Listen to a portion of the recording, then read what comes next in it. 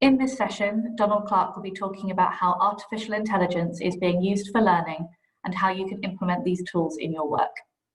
Donald Clark is a founding member of Epic Group plc and the founder and CEO of Wildfire Learning. He is also a visiting professor at the University of Derby and the author of Artificial Intelligence for Learning. Again, just a reminder that if you would like to save 25% on Donald Clark's book, you can use code OTP25 at koganpage.com. And we do have another offer running where you can buy 3 books from any of our speakers today and get one free using code OTPLD. Great. So hi, Donald, who's just logged on and joined us here. I know you've been active in the chat throughout the rest of the event, which is great. Thank you, it's good to see you. I'll hand over to you to say hello and introduce yourself before we kick off this final session. Okay, thanks very much. So my name's Donald Clark. As you can tell, I'm from Scotland, but I'm actually here sitting in sunny Brighton on the south coast. And I suppose, as a bit of background to this, I spent over nearly 35 years in the learning technology game, and picking up on something that Nigel and Steve mentioned in the previous session. You know, I was determined over the last 5 years to do something different because I'd spent my whole world in the old technology. So I took a deep dive into artificial intelligence. My son has a degree in the subject, started an AI company. I invested in another AI company. So the one I'd started and runs called Wildfire. I invested in another one several times called Cog Books that's just been bought actually. And then also in Learning Pool, had an active role in building AI technology there as well. So my whole life has been immersed in the use of AI because I think it's the technology of the day. I think there's a slight madness about using the old 1990s technology almost in learning, when almost everything, there's an interesting question in the last session, why don't we use the sort of technology everybody uses on their phones? You know, why are we stuck with these old systems? And I think it's very clear that AI is the primary technology of the day. Every top tech company uses AI as its primary strategic aim. Everything you do online is mediated by AI. Whether it's Facebook, Twitter, Google Scholar, Netflix, Amazon, there isn't anything you don't do that's not mediated. And that's because it personalizes. And so there's a certain sort of weirdness about it never appearing in learning. Isn't that bizarre? The most common form of technology on the web is hardly ever, if not never, used in learning. And yet it's the one area, personalization, motivation, all those things that we've discussed in this morning's excellent sessions. AI isn't the whole solution to this, but it certainly helps us get there. So I think, you know, I'd like to talk about how we can practically get there today. Great. Thank you, Donald. Thanks for joining us today. It's great to see another one of our authors also sitting in front of a bookshelf. It's nice yeah, to have that setting for a few of our panelists here today. So we wanted to kick off the discussion today with our first question, which was what opportunities is AI creating for learning and employee development? Well, we've seen over the last couple of years the emergence, right? I always like to characterize this across the learning journey, because learning is a complicated thing. And to start at the beginning with learning engagement and learning support, the creation of content, the curation of content, assessment, there's a whole sweep of things throughout the learning journey that, and AI can help us with all of those things. So let me take you on a little journey there and then let me answer this question. And this is real stuff, real projects, real learners. You know, there's nothing sort of fanciful or futuristic about this. I mean, the first thing on learner engagement is there is nothing like social media or TikTok or Instagram to give you lessons on engagement. And so I often chuckle away when I hear, you know, here's talking about scaffolding and learner engagement and so on, when billions of people are engaged every day. You know, when people get up in the morning, the first thing they do before they get out of their bed is to look at their mobile phone. So we know what learner engagement's about. It's being personal. It's about delivering the things that people need and want, being fresh, new, engaging. Now, AI does that, as I've said, in almost everything we do online. So let's park that one. It's quite clear that the motivation, intrinsic motivation, is already there in AI-based technology, or even in slightly more esoteric things like, you know, I do a lot of academic research, I use Google Scholar. That's just pure AI. You know, the idea that we don't use AI is stupid. We've been using Google for 20 years. It's just pure AI. So if we come across to the next one in the learning journey, and that's learner support. Now, this is interesting because we have some really interesting things like chatbots, and I discussed this in the book. They're really fascinating examples of learner support and chatbots. But the real one, I think, is coming through the newer technologies that are emerging that are a bit looser, like learning experience platforms linked to learning record stores, in other words, learning analytics and data and AI, because they really target you. You know, they both push and pull at the right time, which is what TikTok and Instagram do on your phone. You know, you push stuff and generate loads of content for them, but they're also notifying you all the time. And so I think there's a great deal that's already happening. You know, in Learning Pool, we've had a greatest spurt of growth during COVID. Isn't that amazing that an online learning company should suddenly go through the roof? And it isn't just because people are switching online. It's a switch to this newer technology away from the traditional LMS model. If you come through into this whole load of content area, I think Stella was right this morning in saying that content isn't learning, but it's not quite right. You know, I've got a shelf full of books behind me here. I learned a lot from those books, and to dismiss them as irrelevant content and I didn't learn anything from them is a bit weird. I've spent a lifetime reading them and I've gained a lot. And I haven't been in a classroom or been mediated by an L&D person for 30 years. So I think this is content. You know, listening to Stella this morning was content. I learned new things this morning. So I think the creation of content, you know, we have to get out this notion that it takes months to create a course. By the time you've created the course, the organization has lost interest and the learners have lost interest. So we now have tools, and I've been doing this for nearly 2.5, 3 years, creating courses literally in minutes, not months, through Wildfire. So that's another area we can go into. AI also goes out, you know, Nigel talked about looking out of the fossilized course that you're going to deliver within your organization towards the outside world, and AI can help you curate content. So in the courses, you know, agile courses that we built literally the same day, the AI links out to content on Wikipedia or YouTube automatically. It goes and finds it for you.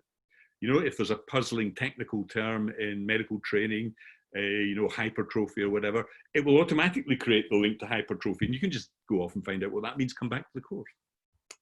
And then moving away from content and curation further across the learning journey, we also have all those interesting tools about helping in universities. They used to be called plagiarism tools now, but they're actually tools that help you write and structure your own generated content.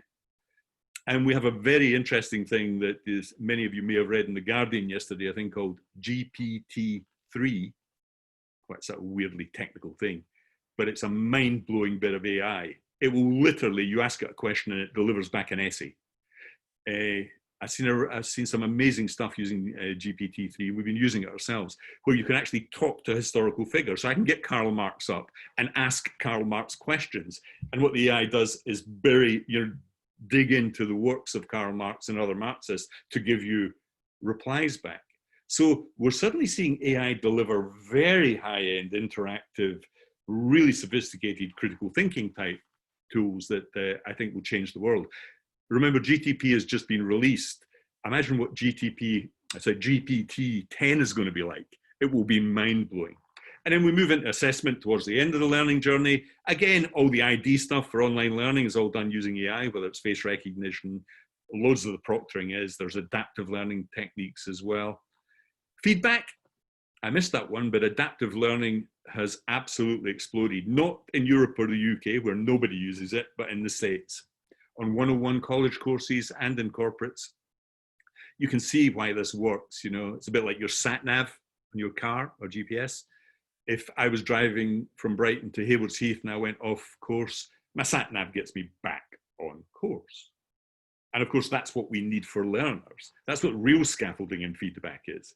That very moment for you as an individual, you want to get back on the road to get to Haywards Heath. So AI can do that in a way that humans can't. Otherwise, you'd have a personal trainer hanging on your shoulder every day, all day, which is clearly impractical.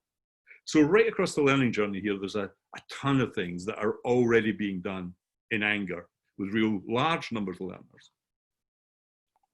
Great, thank you for your answer for that first question there. You touched on earlier while you were speaking about some elements of AI that we use in our everyday lives, perhaps not even thinking about it. So things like a Netflix algorithm, Google Scholar, and how social media feeds posts to you. So going off of that, do you have any examples of where artificial intelligence is currently being used for learning? Yeah, well, first of all, there's an interesting consumer angle here. The idea that all learning takes place in the workplace in formal training courses has always been a myth, you know. Actually, the bulk of learning, and it's roughly, I mean, you can do the 70-20-10 thing or break it down, but the bulk of your learning does not take place in training courses. It's not mediated by L&D, it's informal learning. And of course, it's increasingly online because of COVID. But let me give you some real examples here. I mean, first of all, there's the interfaces. So I have just across the room here, I won't say her name or it'll spark her off, but I have Alexa sitting in the corner of my room. And I use it daily. It's linked to all my lights. It's linked to any piece of music I want. I can ask it questions. It's linked to my robot vacuum cleaner. It's linked to my Hive system for heating. The whole thing is driven by voice. So AI is revolutionizing the interfaces for learning. And my son has a Pixel phone that's like a smartphone that's a pocket full of AI. And it actually senses whenever your hand goes near it, it's got radar, so it knows your hand's coming. And as you twist the phone to look at it, it automatically does face recognition and knows who you are. It has gesture recognition, which is great. And and of course we have the whole speech to text, text to speech, revolutionizing interfaces. Voice is becoming a big deal in learning now. And of course, in the area, if you've got people with special educational needs or hearing or sight impairments, that's been around for decades. So that's the one big pocket initially, revolutionizing the interface to learning, because it should be invisible and frictionless. You don't want to use any cognitive load on the interface. You want to get to what you need to learn. That's why people love social media that's mediated by AI, because it personalizes things and you cut straight to the quick. Imagine going onto social media if it put up 3 learning objectives every time you accessed a screen. It would drive people bananas. And of course, this is L&D's failures to have some old behaviorist trick that got fossilized in textbooks and train the trainer courses and apply it to this new world where it has no place at all. We talked about intrinsic motivation earlier. We want to grab people's attention. And what do? We give them learning objectives and bore them. We literally bore them to tears before we start a learning experience. There's a sort of collective madness around some of the things that have been fossilized in training theory and practice. But then, so that's interfaces. That's just radical, change the world. Then we move on to learning itself. And I can give you lots of examples. Perhaps the commonest consumer one is Duolingo.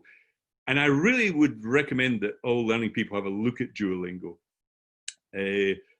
So Luis, the Guatemalan guy who started it, invented CAPTCHA. When you type in that little letters things at the beginning? He invented that, made some money there, and thought, wow, what if we could have free language learning? And to this day, he still holds to the premise that it will be free. So remember that, it's free. The second thing is that it's AI-driven, wholly and utterly AI-driven, and embeds pedagogy in the method. So Stella talked about spaced practice. Well, if you do Duolingo, you will get spaced practice.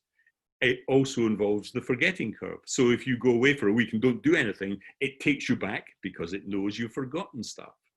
It also uses incredibly clever notification systems to get to you, to keep you motivated.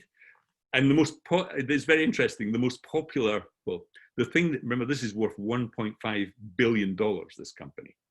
So the one notification that makes it work is what Lewis called the guilt notification. In other words, if you start to crap out your language course, so we all buy the Italian course because we're going to Florence on our holidays and we never learn Italian.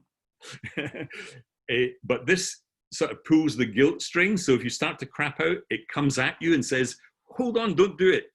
Just go that extra mile. And that's what's needed in terms of intrinsic motivation. That sort of pull and push techniques, which Duolingo does very, very well. And then your question was, where is it used actually in practice? Well, I can give you a real example. So adaptive learning.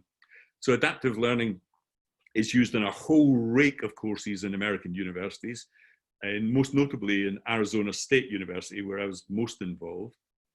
And there it's 101 courses in American history and biology and physics and psychology.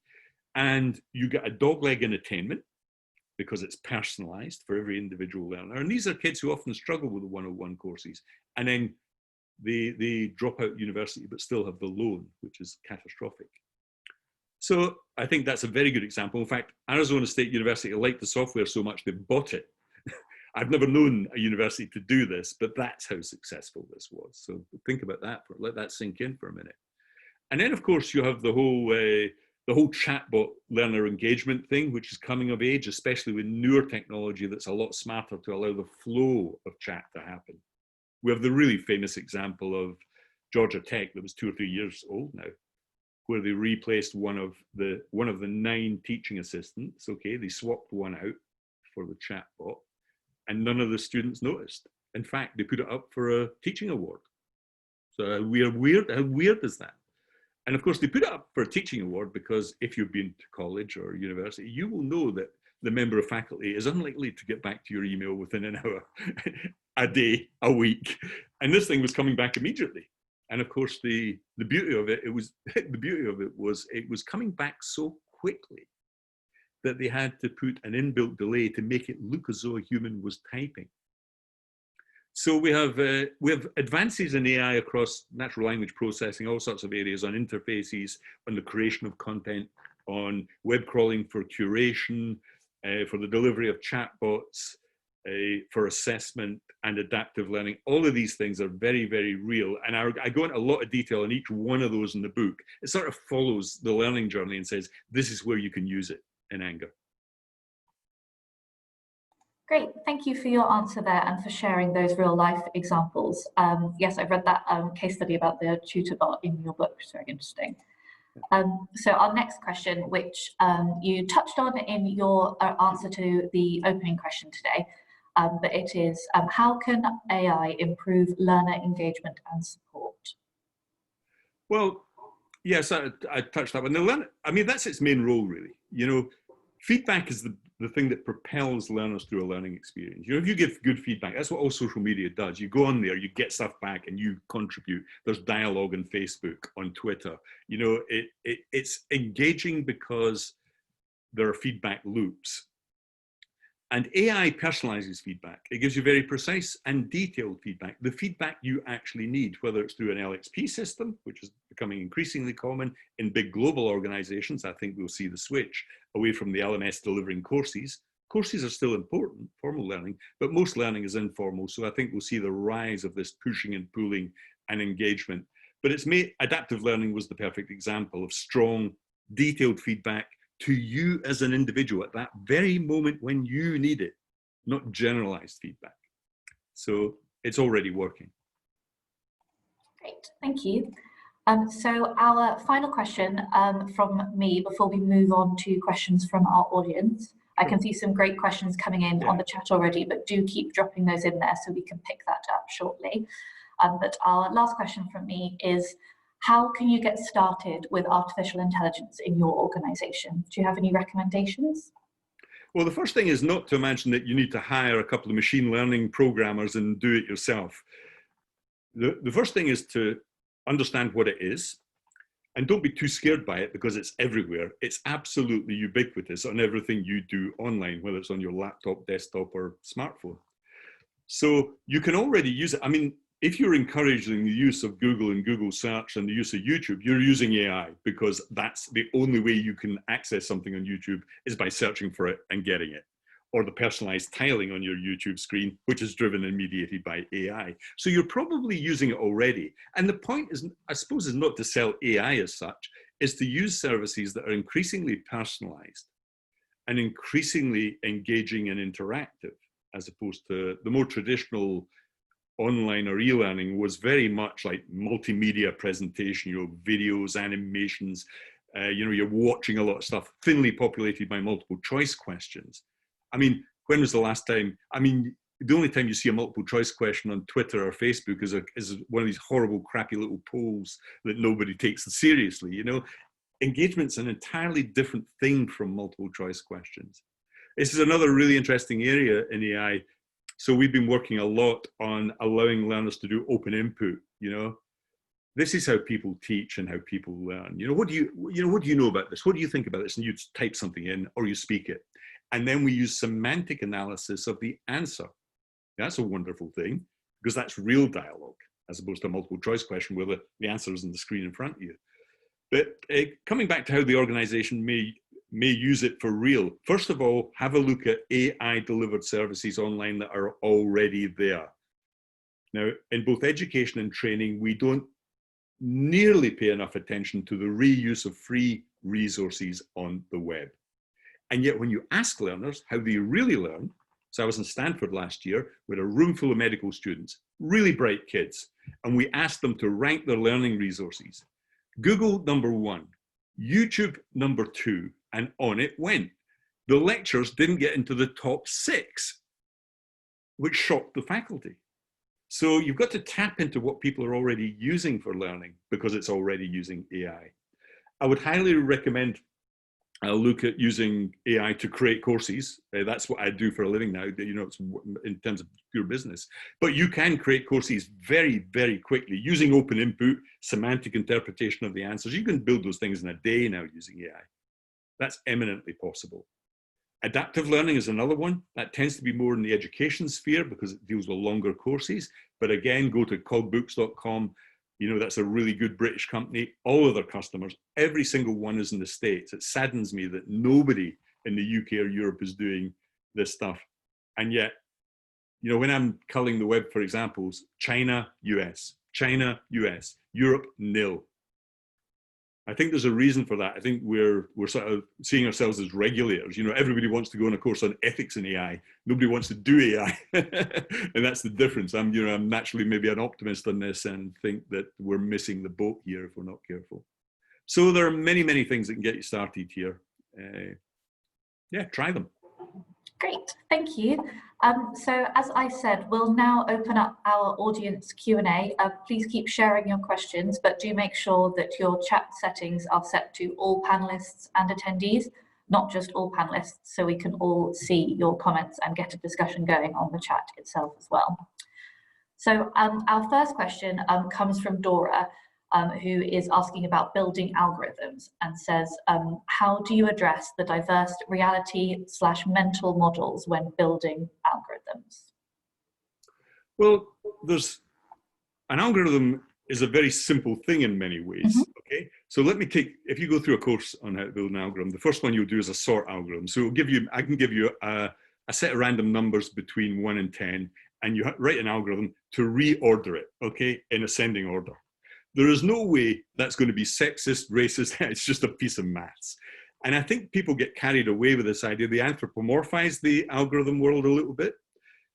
So we're sort of reading things in. Remember, I always start my talks on AI with a couple of simple statements, which may help here. One is that AI is competence without comprehension. It doesn't know anything. It's just software. It's just maths. So any of the bias, for example, that may be in an algorithm, or you're building pedagogy would be a good example here. If I build a spaced practice algorithm into my pedagogic model using AI, it's hard to see how you're going to go far wrong. It needn't be racist because it absolutely need not know that you're male, female, Scottish, your sexual proclivity. It will know nothing about that unless you tell it. Whereas humans know everything about that. Humans are intrinsically biased. Kahneman got the Nobel Prize for this. And at the end of the book, he says they're uneducable, which is why unconscious bias training actually doesn't work. You can't just go into a course and change that stuff, The truth of the matter is you have to be careful, but most algorithms are fairly benign. So we have to get away from this idea that all algorithms build in weird biases that human beings don't have. Humans are far more biased than most algorithms. Most of them are benign in a way, especially in learning. Space practice would be a good example. There are many others around retrieval practice, or let's say you're typing stuff in and we're using semantic analysis to understand semantically if you knew it or not, and give you some diagnosis of that. That's not going to be building in sexism and racism in the way that a human teacher sometimes does. So a very good example of this on bias in algorithms is, the gender issue. So there are there's a relatively low number of women doing pure coding in AI on an AI courses. So my son has a degree in AI, and you know, there were less than 10% women. But that's actually a human bias problem, because in schools, girls are sort of, the research is really clear on this. Both teachers and especially parents guide girls towards art subjects and away from STEM subjects. So you're unlikely to go into a hardcore computer science, maths, coding course, because at school, humans tell you that's not going to happen for you. And of course, the racism thing, you might say that white concept, like all algorithms are written by white coders. I hear that all the time. Well, I was in Stanford last year, and believe me, I couldn't move for Asian and Indian coders. And it's so untrue. If you took a pie chart of coders in AI, there would be a huge slice of Chinese kids, a huge slice of Indian kids, Asian kids, Russian kids. Actually, European white kids would be a relatively small part of it. So I think it's a myth, this idea that it's all white coders.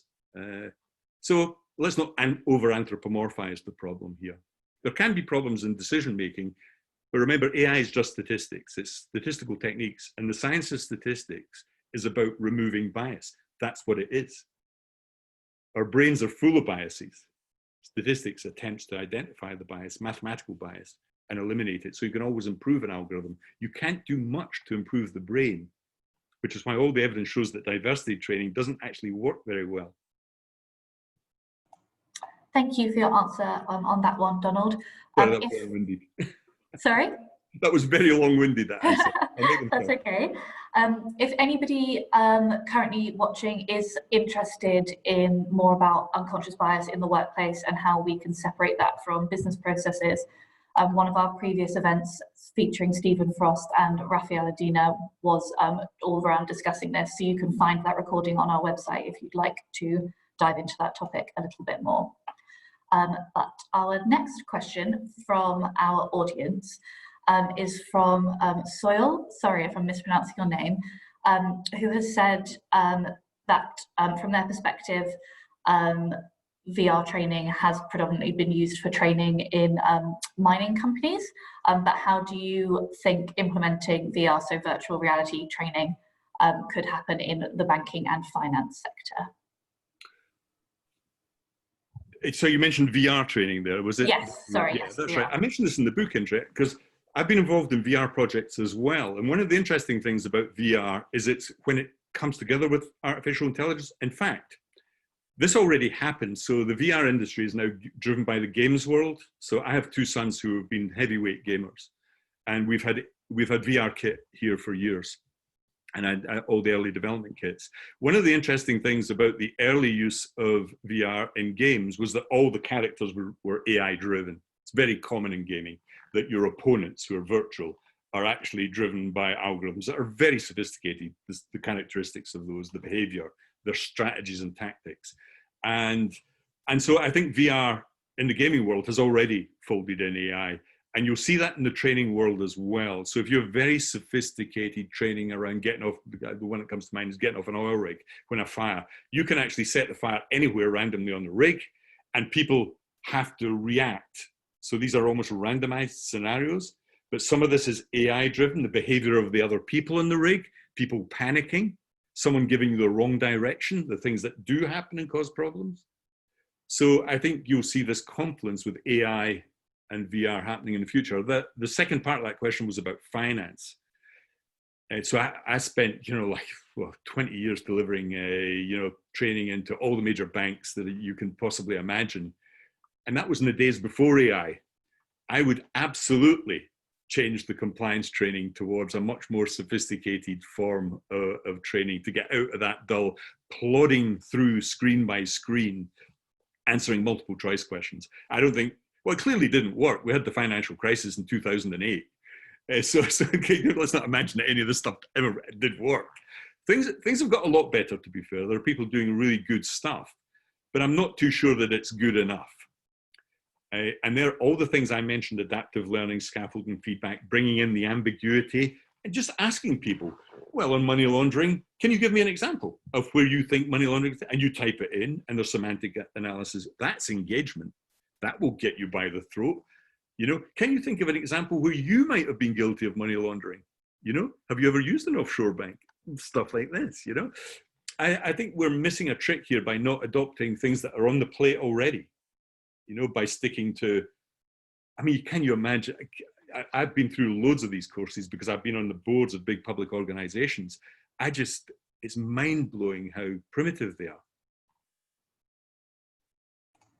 Thank you. Thank you for your answer on that one as well. So our next question comes from Christine. And Christine is taking the conversation back to when we were discussing artificial intelligence tools previously, and has asked, are there limits to the sort of things you can learn using these tools, and where are these limits? Well, that's a good question. There are always limits because the technology is a moving feast. It's a process, it's not an event. And what we've found over the last 5 years is that AI has got a lot better. So you've had these huge leaps in natural language processing. So, you know, a good example would be Google Translate. It was pretty ropey at one point. Now it's got really good because it switched towards away from pattern matching towards a much more sophisticated neural network form of AI. You get these big leaps that means that the ceiling gets raised all the time. So I would be hesitant to say in any absolute sense, something this cannot be taught using AI, because I think I could come up with a scenario that involves AI for almost everything now, because it's so all encompassing. You know, if you're on the web, you're living really in the world of AI.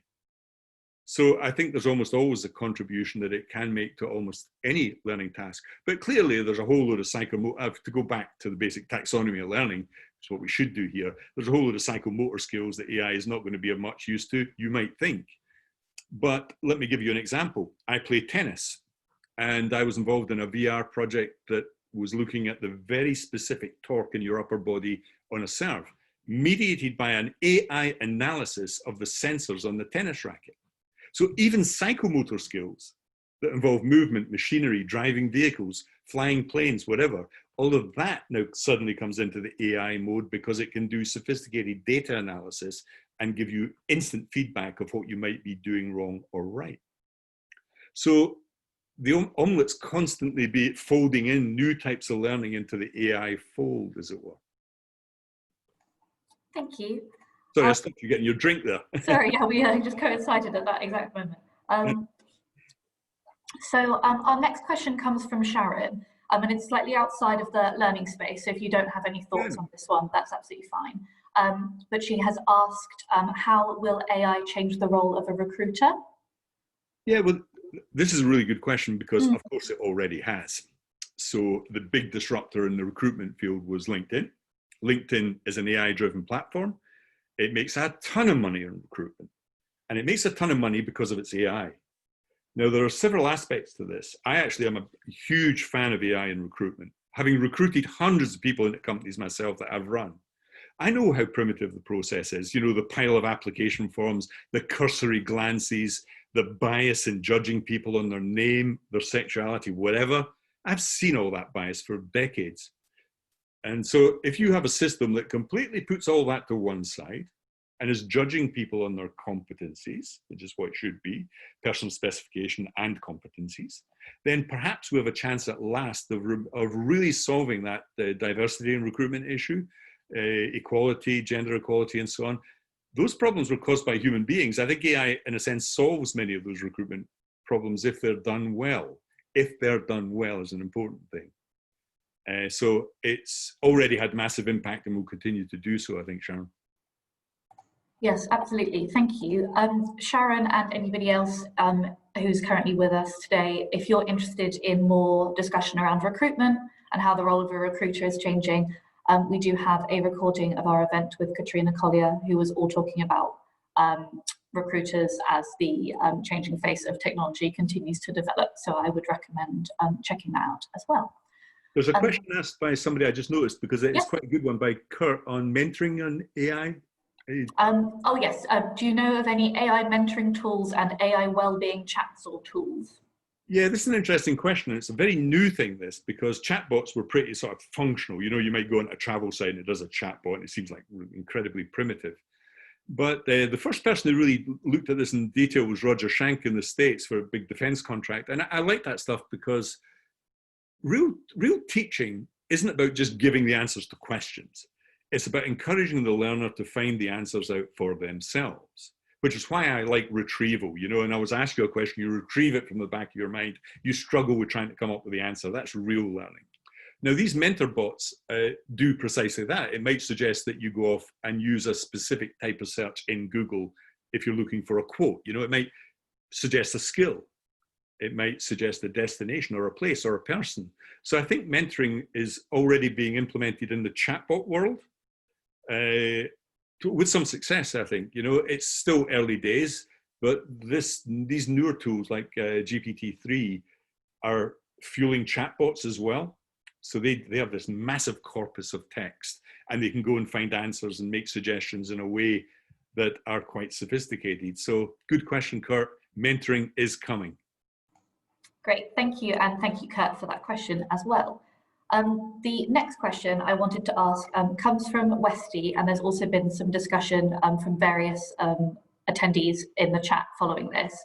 But they've asked, or they've said, I understand how AI can help with personalization, but how can it help to make compliance learning less dull and painful, as this still tends to be dictated by the company and L&D team? Well, you know, the main problem with compliance training and personalization is that the company very rarely wants to be honest about the problem. And having delivered compliance training into the big consultancies, you know, the sort of, you know, PwC, KPMG and so on, and as soon as you suggest, well, you know, that court case that you had 2 years ago around money laundering, do you think we can mention that? And maybe not a chance. And the same would be true in a bank. You know, it's like a patient that never admits it had a disease. And there's the problem, you know, because real compliance training has to have an honest look at what goes wrong, because actually most compliance training is HR defending the organization against its employees, which I think is horrific. HR has suddenly become, you know, on the wrong side of the fence. It's no longer about personal development. Sometimes it's about defending the organization against fines in finance, for example, around compliance. But there are ways of doing this, which were touched upon earlier with previous speakers, that allow you to be more honest about the real issues in the real world. Money laundering is endemic in the financial system, but you have to teach a compliance course on money laundering without mentioning it. It's like several elephants in the room at the one time in the course. And of course, AI can do this because it can go and pull out good curated examples, which are not your organizations, from the real world. It can do them on the fly even, you know? It can certainly introduce that sense of relating it to you personally. So it may know what role you have in the organization. Let's say you're in sales and you're doing something around the compliance issue. It would bring in very specific examples from the sales world, making it relevant to you, as opposed to just one size fits all. We're going to hammer you all through this one course. So I think this personalization, loosening of boundaries, searching outside of the organization for examples is all enabled by AI. It's interesting, when I was building those courses, I used to just go on Google and find examples of money laundering. I used AI to find the examples. Yeah. The company would never provide me with any from their background, but boy, could I find plenty about the company on the web. Isn't that bizarre that me as a learner would go and use Google rather than the subject matter expert telling me what money laundering problems have happened? Absolutely, and it sounds like that is perhaps another example of where it's the people that we're working with and how they're using the tool as much as the tool itself and the role that it can have there. In that particular example about not wanting to have those real life examples as part of the conversation. Our next question is from Olivier, who has asked, can you give us examples of hard or technical skills that learning professionals should be developing to make use of AI? And what about learning soft skills? Yeah, in fact, I tackle this in the book. There's a chapter on the newer skills. So, you know, if you're building online learning, and AI is going to be online, then I think there's a traditional set of skills that I know well. I used to do this for a living and hire people in this area, are very much around media presentation, the sort of learning design that we've had in the past, you know, a bit about graphics, video, and so on and so forth. You're now going to have to know about all the invisible side. You have to know more about the tech. You really have to pick up your skills about what the AI is doing, you know, and understand the invisible hand, because it's like the bottom half of the iceberg. It's not explicit on the screen. So you have to really understand the technology in a wee bit more detail. A second thing is designing for personalization, which is very different from a few branches in a scenario-based e-learning course. You have to understand that personalization is a highly sophisticated thing using recommendation engines. You also have to have new skills around data. I think this learning analytics, and I don't mean dashboards. You know, I'm so bored by looking at people who've got donut dashboards on, you know, in L&D. It's a complete cul-de-sac. You know, this is all about action and decisions. You know, you have to go beyond the dashboard. You have to actually use it for something. And so I think predicting and prescribing using data is far more powerful. And here, this is another question. How do you see this developing over the next 5-10 years? I can show you the data, but the market will move away from the LMS and fixed courses and SCORM towards LXP systems that are far more fluid. They see learning as a process, not a series of events. They're certainly using data analytics, not to just fuel dashboards, but to make a decision on what the learner might need next and push stuff to them, nudge learning, notifications, all the stuff you get normally on your smartphone, but also react to pulls from the user. In other words, if they ask a question on the search bar, you know, well, yeah, the LXP system will pick that up. It will gather that data. It will try and work out what people are really curious about, what they really need. It will deliver space practice over time. All those things the theory tells us we should be doing, we can now deliver on these newer forms of technology that have AI and data at their heart. Great, thank you. Our next question comes from Steve Wheeler, who was one of our panelists on our previous session, and he has asked, when an organisation is getting started with artificial intelligence and learning, what would they need to consider and who would they need to talk to? Well, you can talk to me. Oh, you read the book. I mean, I spent a great deal of time trying to distill, you know, everything I knew about this. The book is written really for people who are asking that question, Steve. You know, the idea, this is not a technical book on AI. It touches upon the technicalities, but it's really about if you are sitting in an L&D department, you're genuinely interested in what technology is really doing in this area, then you know, there's a chapter on LXDs, LXPs, chapter on the use of data and learning analytics, chapter on adaptive learning, a chapter on the skills you need to swing. I think the worst thing you could do is go to those high-end consultancies like IBM and Microsoft, and suddenly you're locked into this hideous contract using their on-tapped token system. People have, believe me, lost a lot of money doing that. I would start with the smaller companies that know what they're doing. In the market, there's only a handful in the UK at the moment. So, you know, I run one called Wildfire Learning Pool, or have transformed into a complete like LXP learning thing. Filtered in London is another one. So there are a number of really good, honest people who know about learning. You know, learning is at their heart. They're not AI companies or agencies. So, you know, read the book, contact me, email me. I'll answer any questions. Happy to. Great, thank you. And we will make sure we share Donald's Twitter handle, etc., as we wrap up shortly as well. So if anybody wants to reach out, you are able to do so.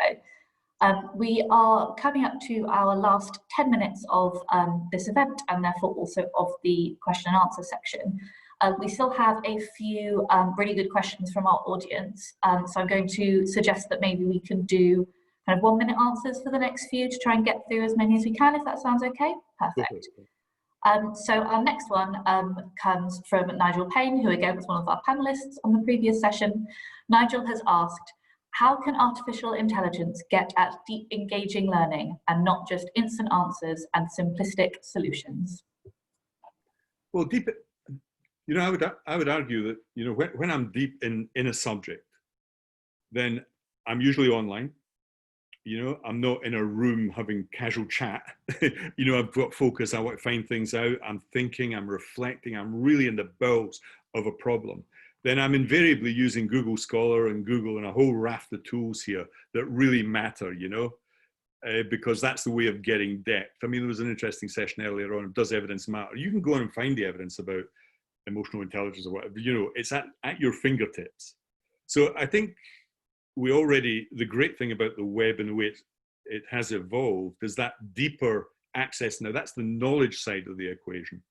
Interestingly, crawling up the sort of taxonomy of learning into the skills area, it's simple. I think also there, it is absolutely astounding what you can learn. I mean, I've been doing a lot of work on TikTok recently, which are little 15-second videos. Absolutely astounding. They have a whole learning area, vocational learning, plumbing, all that sort of stuff you see on YouTube. And they use speed, they speed things up and slow things down. Beautiful examples of learning. And you know, where I can immediately go and fix something. Nobody ever watches a fix their printer video until their printer breaks down, you know. So this notion of on-demand, informal, when you need it learning is there at your fingertips, even for quite sophisticated tasks. And you may say that fixing your printer is not sophisticated. I think for most people it is. So increasingly we're getting deep engagement because the tools are so good, all fueled by AI. Great, thank you. And yes, that idea of being able to access learning at the point of need links us back to our very first session with Andy Lancaster, talking about learning in the flow of work and trying to have learning accessible as we would go and seek out in our personal lives, which fixing a printer is a perfect example of that. Yeah. So our next question comes from Sharon, who has asked, could you share your experience with an example, if possible, on how the relationship between AI machine learning and deep learning is easily misunderstood? Well, there's a really interesting initial reaction. One of the things is that AI is often equated with machine learning or deep learning, which is not true. So AI is a whole panoply of tools, is many different things technically. And many of the techniques you might use don't involve machine learning or deep learning at all. So there's symbolic AI is just using pure maths, if you want to put it that way. And that's a very powerful technique in itself. It doesn't use any machine learning. So machine learning is only one facet of AI in a sense.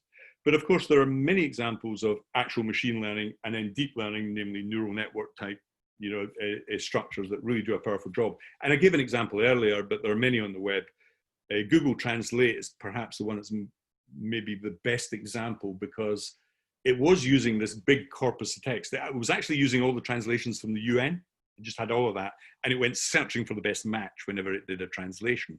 And that worked sort of. Then they bring in essentially deep learning, deep neural networks. The guy from Canada brought that to Google, the guy who revolutionized the field.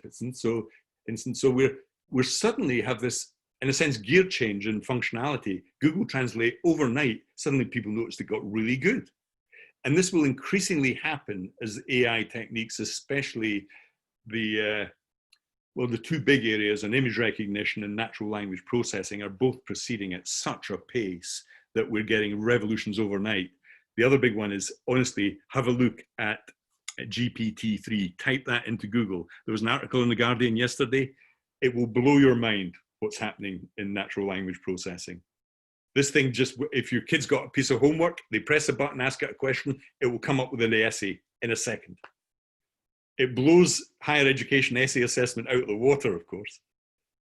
But have a look at GPT-3. Great, thank you, Donald. So I think this is going to be our final question for today. Thank you so much, everybody that has been sending in some great questions on the chat. As I said, we will share Donald's social media handles and we will aim to work with all of our authors today to see how we can best answer your questions going forward, as there's been some really interesting points raised in the discussion. But for now, our final question comes from Steve, who has asked, what is on the horizon over the next few years for AI? What can we expect to see next, particularly from the lens of learning and development? Okay, well, I sort of covered this because I think you'll see on the technology front, you'll see a switch from LMSs to the LXP, you know, learning in the workflow stuff. You still will have formal learning courses, but the informal learning thing will grow because it's always, the demand has never been met historically. That will continue over the next 5 to 10 years. All the big research houses, Berston, you know, Fosway, they all point to this being certain in the corporate world. You'll see an increasing use of chatbots and voice. That will set. We're already using voice in e-learning programs. I mean, teachers don't stand and type stuff out when they've got kids in their class. No, hardly any learning takes place through typing.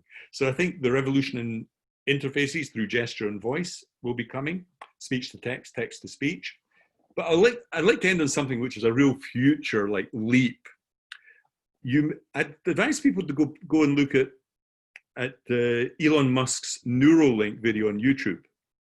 And so he started OpenAI, which came up with GPT-3, interestingly, which will revolutionize things anyway. But he also has a company called Neuralink that has now cracked very thin fibers. So these fibers, a human hair is 100 microns. These fibers are 5 microns for insertion in the brain, and really to try and alleviate human suffering. This is all about trying to help people who have paraplegic problems, neuralgia, all sorts of things, but perhaps some other cognitive problems in the future as well. I think we'll see this melding of machine and mind. We're seeing this happening for real. There are already 150,000 people have this anyway to solve stroke problems and particularly problems with limb use. So it's not as if this isn't happening, but it will. In the Q&A session afterwards, he says, listen, we have a chance of solving human suffering here. Imagine if this could be used as a tool that helps mental illness. Imagine if it can help with autism and a whole load of other processes here. It could perhaps revolutionize human suffering. Wouldn't that be such a wonderful social good? That it not only helps with physical disabilities, but psychological disabilities as well. Because AI essentially is trying to read the data in your brain and perhaps even inject memories into your brain. Think about that in terms of learning. If you could learn French for $50 in a week, would you turn that down? Or would you rather spend 5 years and actually fail because you never got to France?